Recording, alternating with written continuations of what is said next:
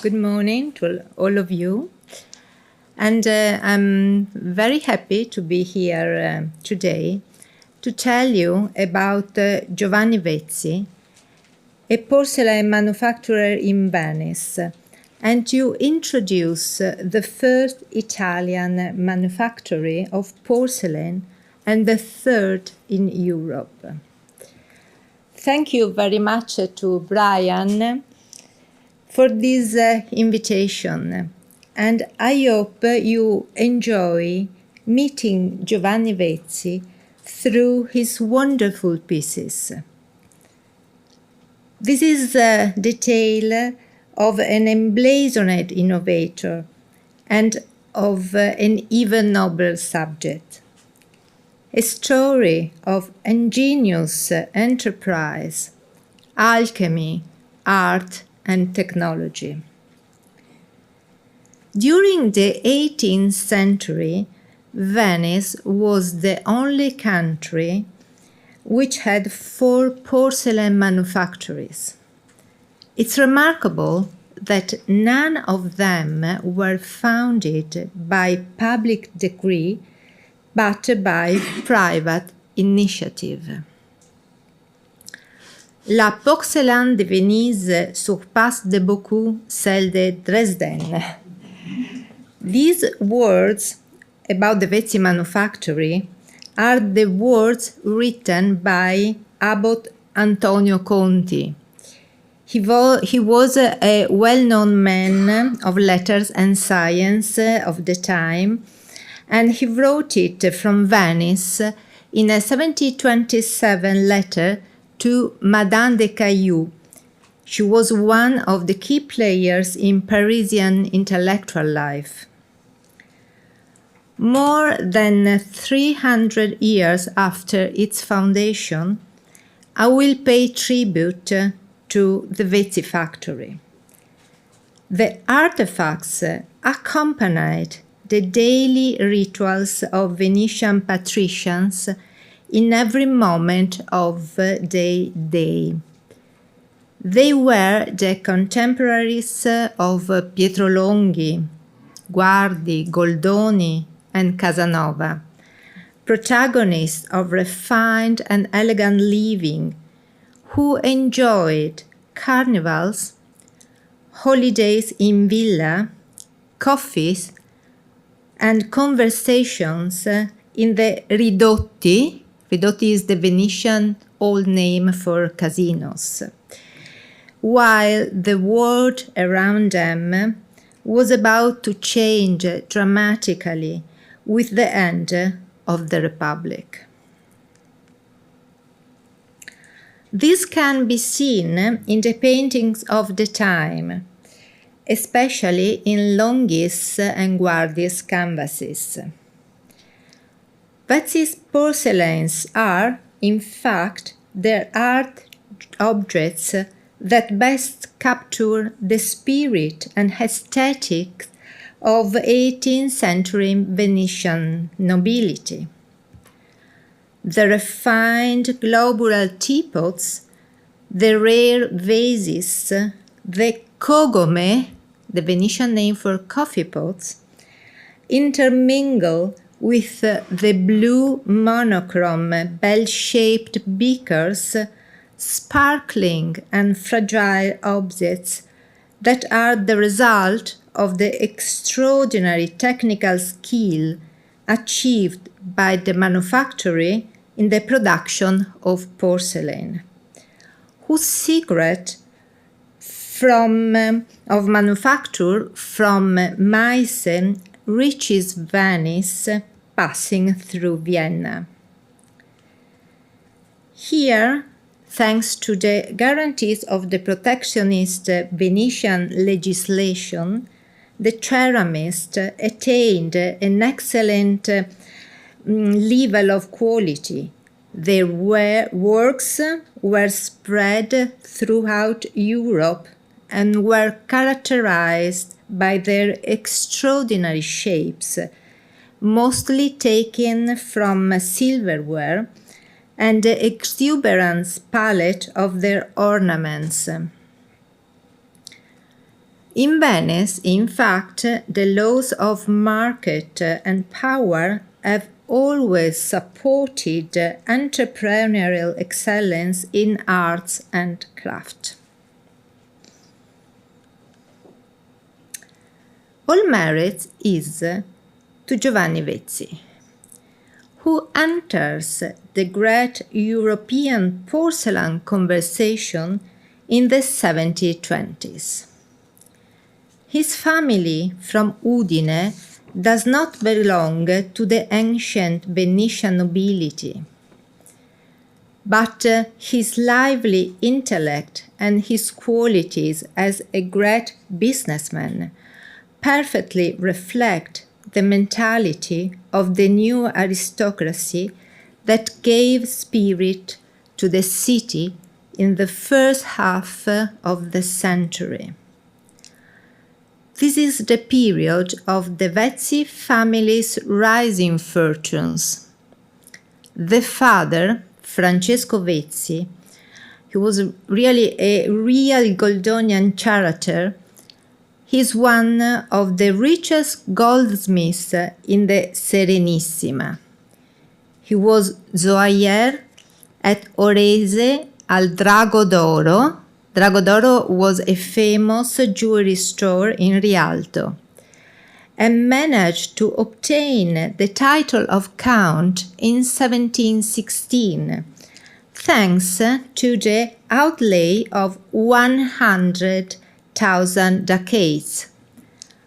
Almost half of the sum of the money was used as a war loan from the Republic during the war in Corfu against the Ottoman Empire.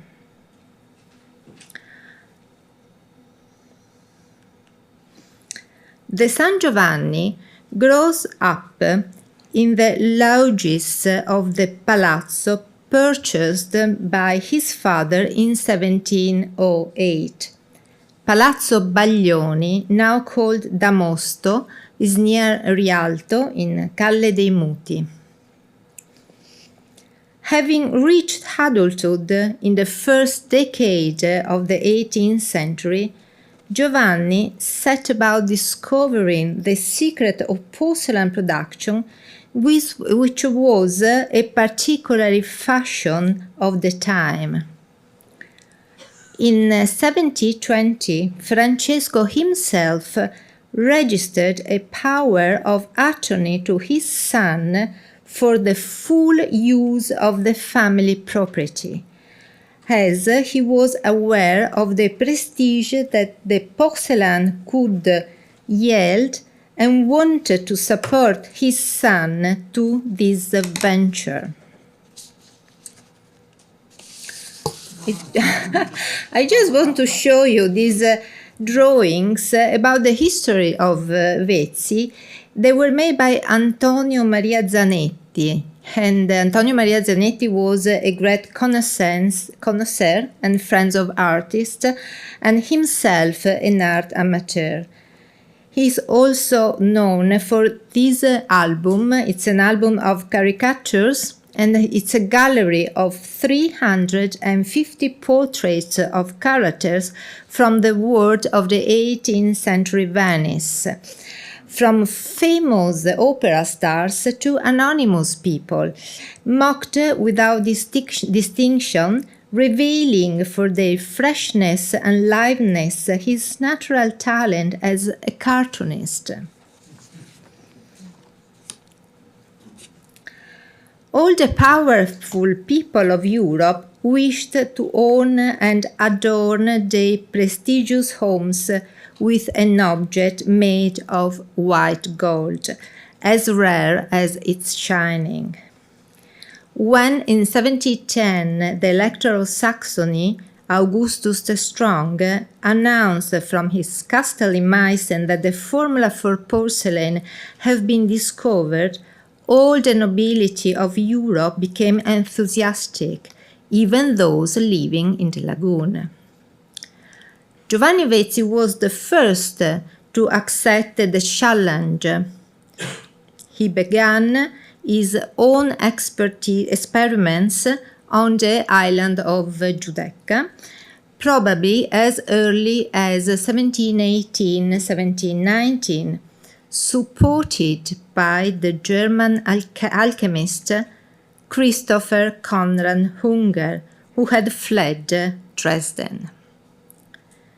Having revealed the secret of manufacturing porcelain in Vienna, he arrived in the lagoon. The earliest document known to us attesting to the existence of the manufactory is dated December 20, 1721, and is signed by the members, including Giovanni Vezzi and Hunger, who provided his technical skills. The Eccellentissima Casa Vezzi, that was the real name of the manufactory, was characterized as a family enterprise. The sponsor was Giovanni, but the capital, as much as 50,000 ducats to equip the factory, was controlled by the father Francesco. With Hunger, Carlin also arrived in Venice, having been smuggled from the Schneeberg mines in Aue, Saxony, and recorded as lace starch. As you know, porcelain production required competence, long lead times, and appropriate structures. For example, there was the need to know how to build a suitable kiln, which was quite different from those used for glass in the island of Murano. Giovanni believed in the venture, which cost him well over 32,000 ducats in 2 years, a huge sum at the time. Finally, from the only kiln in the Giudecca island come the first Vezzi signature objects. The paste is of excellent quality, milky white, cream, or slightly grayish, very transparent, covered with a glossy varnish like that of Meissen. The basic material, kaolin, is common to both. The earliest production is characterized by small objects, such as this teacup, in blue monochrome on a white background.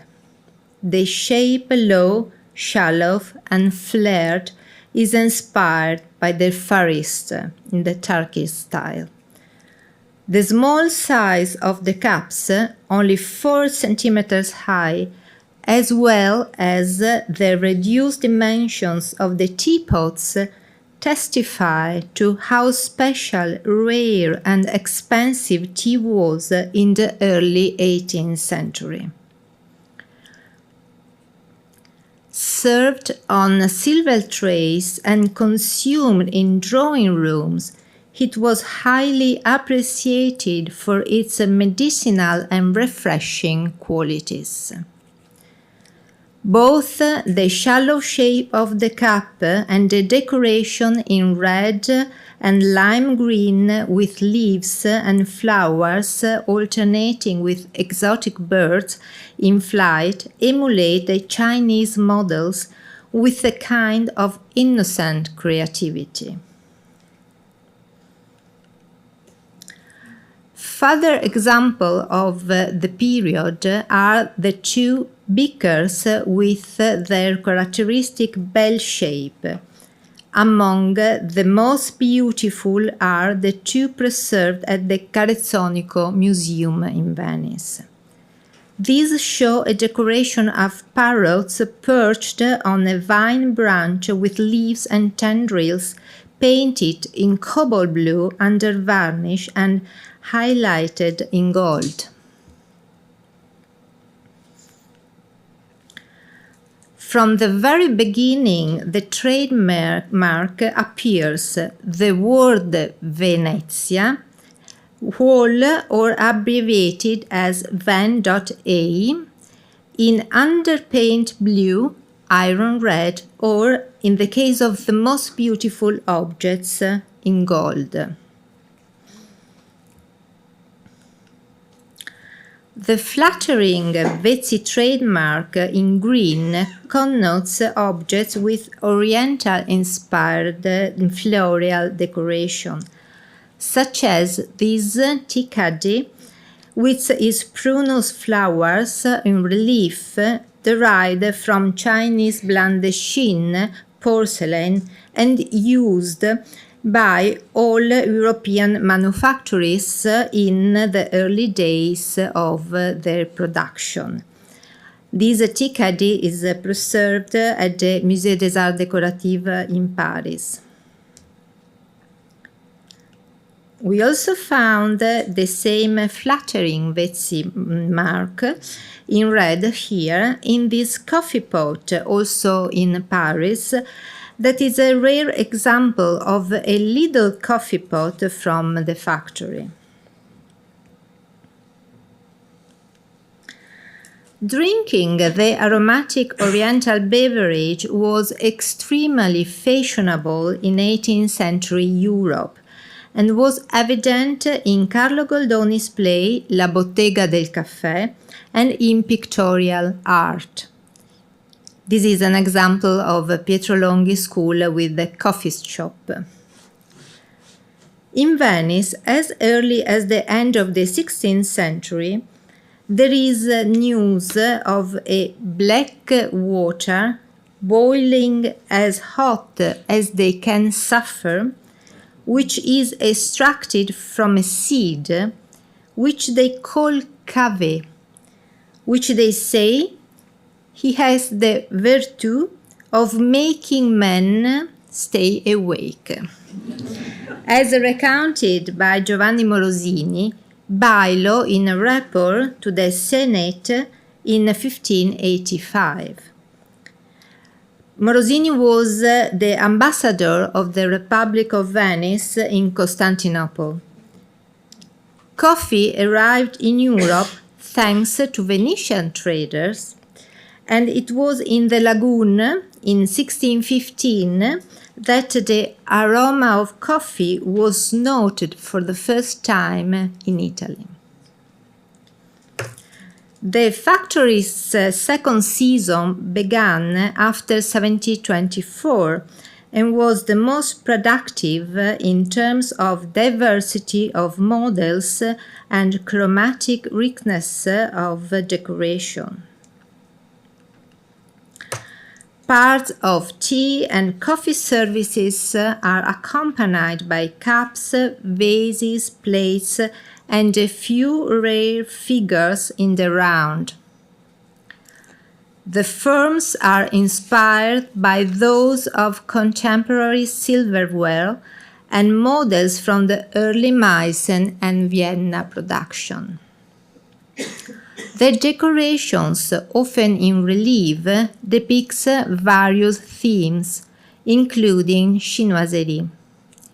An example of this is this tea caddy in the V&A Museum, which is of exceptional beauty. The cultivation, harvesting, and drying of tea in China is depicted as imaginated by the decorator. On the back, the scene where tea is drunk, let's see here, is influenced by the contemporary chinoiserie decoration of Meissen, developed by the brilliant artist Herold. Other motifs represented include animals, mythological scenes, coats of arms of the patrons' houses, grotesque, plant, and geometric motif.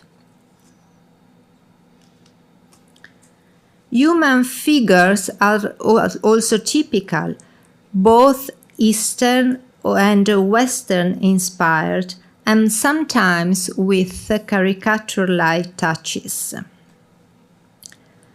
In these decorations, engravings are clearly another element of inspiration, mostly provided by the Remondini.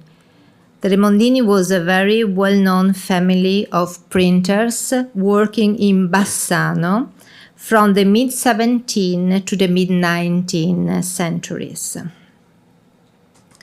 The colors are sharp, blue, iron red, dark brown, deep pink, vivid green, and high-quality burnished gold that recalls the color of the zecchini, the gold Venetian coin. The factory had a prestigious store in St. Mark's Square. Its headquarters can be identified today at the site between the clock tower and the church of San Basso. It was run by Domenico De Luca and, quote, porcelains of all sorts were crafted and perfect were sold there. These were also the years of the reorganization of the factory in Cannaregio. In fact, in 1724, the manufacture was moved from the island of the Giudecca to Cannaregio to the building still called Casino dei Spiriti in the Venetian parish of Madonna dell'Orto, overlooking the lagoon. The complex is large and articulated. There are several production sectors. There are some records of an area dedicated to the filing of pottery, with 2 kilns, some warehouses for storing raw material, some rooms for semi-finished products, and a special room for painters. The manufactory reached levels comparable in quality to Meissen and Vienna. Relief teapots compete with objects in silver of the same age. One example is the famous finely shaped hexagonal teapot with plum blossoms of Carezzonico Museum. It has a handle and lid with oriental figures and spout decorated at the base with a mask. The lid knob is really delightful, with the tiny turtle and the handle a real microsculpture representing a Chinese, prove the factory's sculptural production. Indeed, one can admire the sculptural skill of the masters, which confirms an activity sculptural production.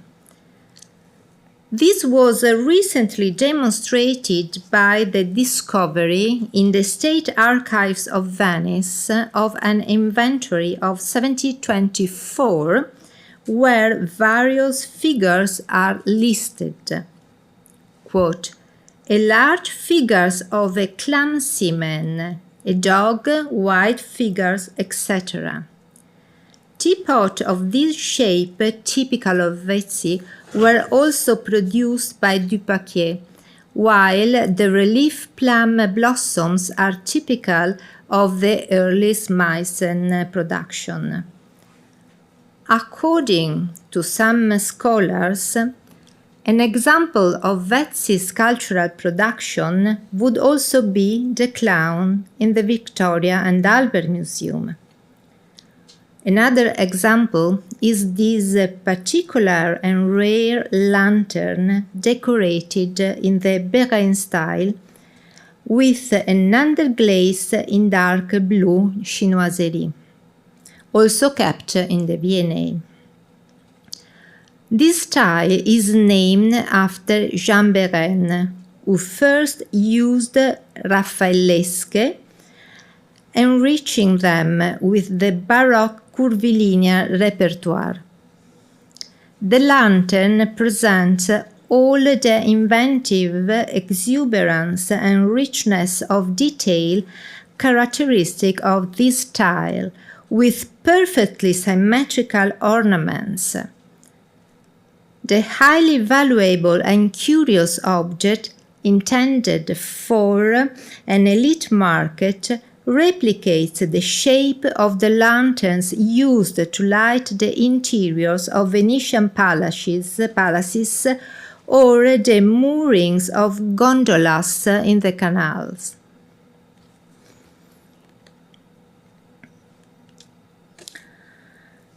Italy's first manufactory could satisfy the desires of the nobility, and painters were able to reproduce the coats of arms of the most illustrious houses, such as the Brignole service of Genoa.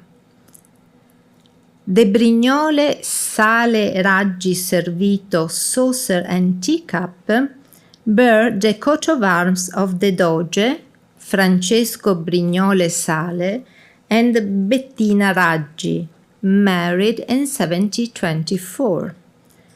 Note here the not uncommon habit in Vezzi's production of using the coat of arms of the patron on the larger pieces, and on the saucers only the initials B, B, and RR of Brignole Raggi.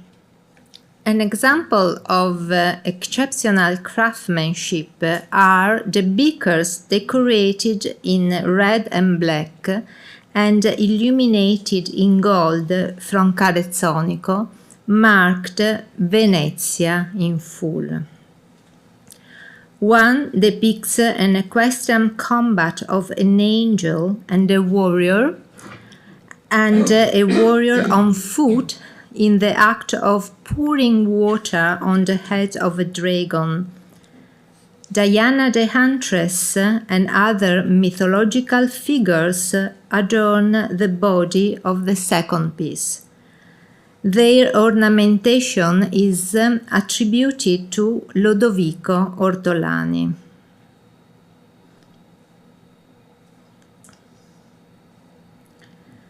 Rare and elegant is the well-known flower pot from the Fondazione Querini Stampalia of Venice. It's about 30 centimeters high and is one of the earliest examples of naturalistic painting with local flowers, roses and carnations and birds, which replace the Chinese repertoire of plums, peach blossoms, peonies, and water lilies.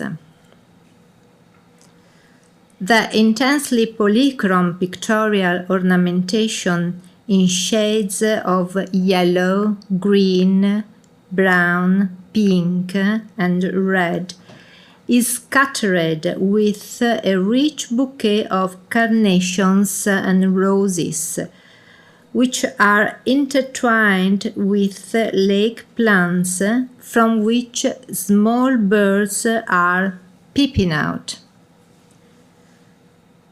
Tied in firm to contemporary silverware, in decoration it denounces an originality and freedom of trade common to other porcelains that have come from Vezzi kilns.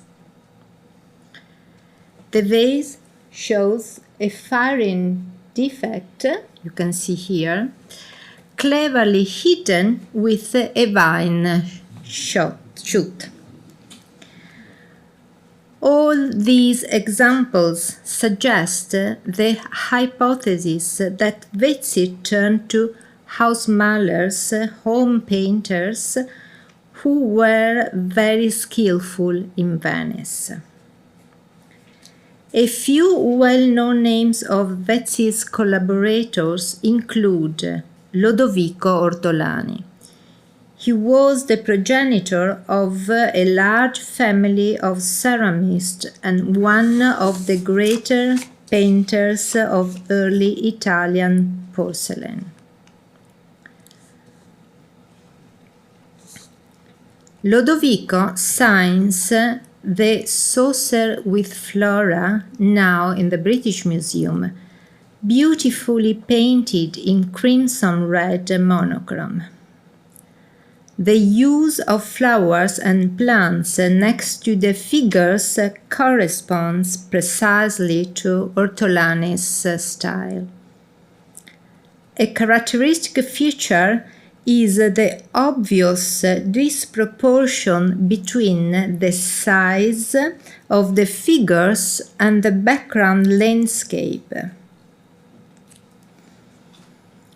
Also typical are the flowers and plants of distorted sizes and shapes.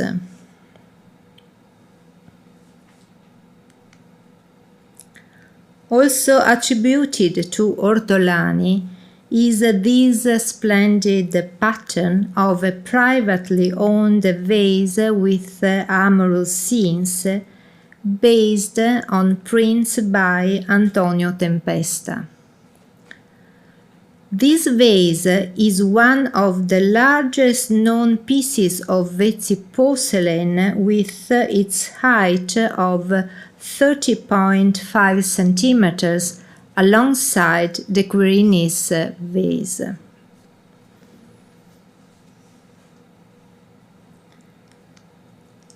And again, he would be the creator of the ornamentation of this beaker preserved in the Victoria and Albert Museum, decorated with blue monochrome medallions depicted on one side a seated Venus embracing Cupid, and on the other Venus observing Cupid as he carves a wooden bow.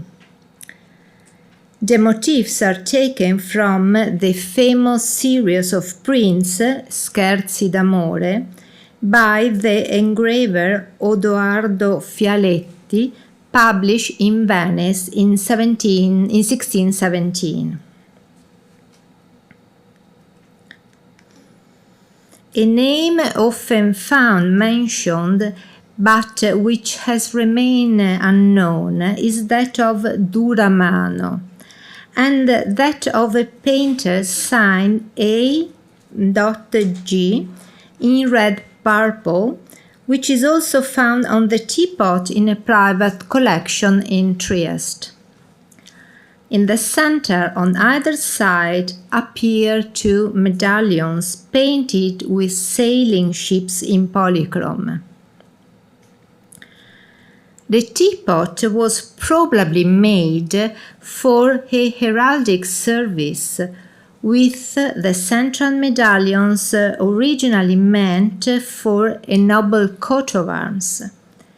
This might suggest that the decoration of the teapot took place after its execution. Although the production is of a very good level in these years, the manufacturing problems became more and more serious and onerous. Hunger leaves Venice to continue his wanderings following a series of arguments and his eventual dismissal. Francesco withdraws his financial support. Giovanni managed to go on, for some time successful, including solving the kaolin problem thanks to the Tretto quarries near Vicenza. Despite forming a new company with relatives Antonio and Francesco Zanoni from Udine, the situation became intolerable and the factory was closed. For Giovanni, it has become increasingly complicated. He was in debt, his father withdrew funding, he was ill, and he had to end his porcelain season in 1727 with the destruction of the kilns.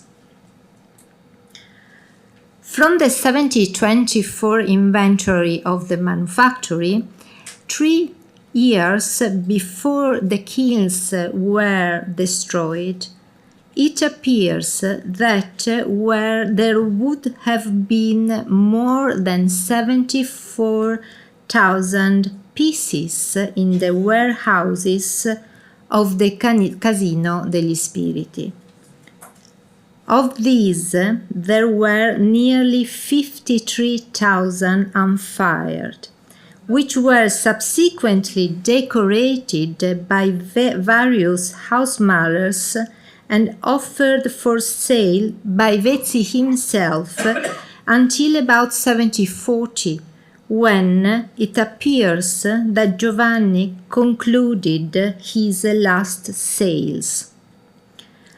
But that is another history, a story which we are still researching in order to solve some of its mysteries. An episode that lasted only 7 intense years, during which unique and rare porcelains were created through masterpieces of Baroque ceramics. To date, less than 300 are known. When Giovanni died in 1746, porcelain in Europe was enjoying its heyday. In Italy, Marquis Carlo Ginori had sought advice on porcelain production from Giovanni, with whom he had had some correspondence through letters.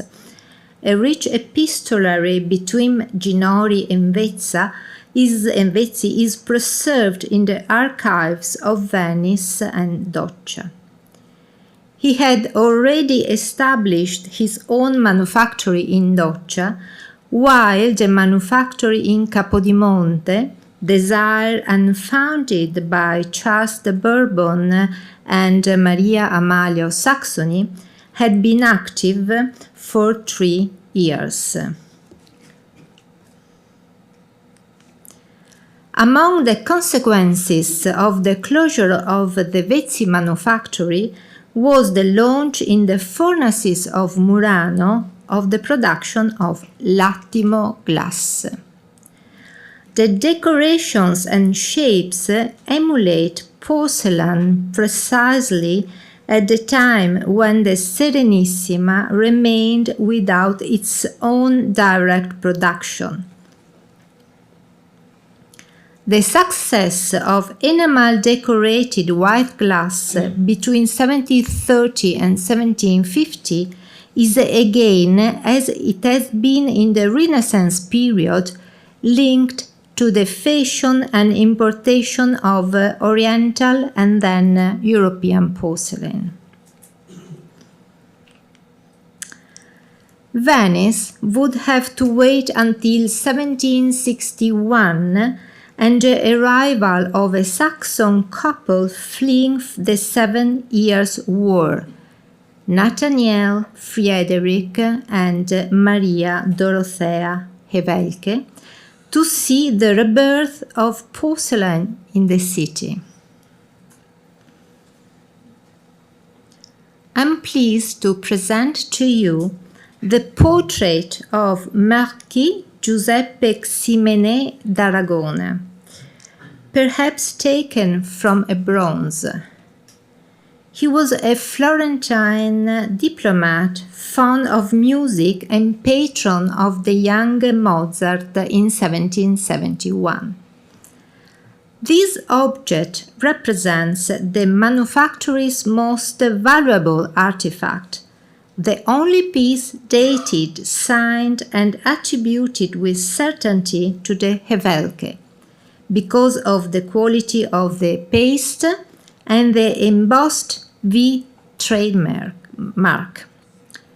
The back bears the engraved inscription Fortunato Tolerazzi fece, Venezia, 1763. This new attempt, too, was not as successfully as hoped, and in 1763 the factory closed and the Hevelke family returned to Saxony. Aside from this brief episode, after the closure of Vezzi, for almost 30 years Venice was left without its own manufactory. The now frequent habit of the new hot beverages and the lack of a porcelain manufactory in the lagoon between 1730s and 1760s encouraged the city's noble family to turn to Meissen, to commission the porcelain services decorated with the coats of arms of their lineages. Another major contributing element was the presence of Crown Prince Frederick Christian of Saxony in the city. In 1738, he had accompanied his sister Maria Amalia, consort of Charles of Bourbon, to Naples. On his return trip to Dresden in 1739, he had stayed in Venice for 6 months. The event of his arrival is reported to have been commemorated by this 1739 painting attributed to Pietro Longhi, and now in the royal castle in Warsaw. Meissen breakfast services were given to the 4 Venetians chosen by the Republic to be the guides, escorts, and company to the Crown Prince. They were Andrea Querini, along with Giulio Contarini, Piero Correr, and Alvise Mocenigo. In fact, each of them had been given a Meissen porcelain service in accordance with the custom of diplomatic gift from Saxony royalty to their guest. Here we can see the service with the coats of arms of the Contarini family. This is the Correr for the Correr family. And this with our Querini coat of arms.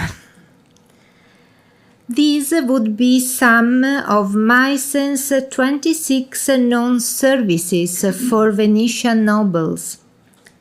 Meissen's interlude would last until 1765, when the Venetians finally had a new local porcelain manufactory. The Geminiano Cozzi's famous production line created objects with which would accompany the nobility and the middle classes until the fall of the Serenissima and beyond. I'm pleased to conclude this talk with Francesco Stazzi's words. Francesco Stazzi was the first true scholar of the factory. A tribute to this ancient home. If Vezzi had met a generous and forward-thinking European ruler, the small Venetian factory at Madonna dell'Orto would have become the Meissen of Italy, and its ovens would still be as red as those on the shores of Elba. Thank you for listening.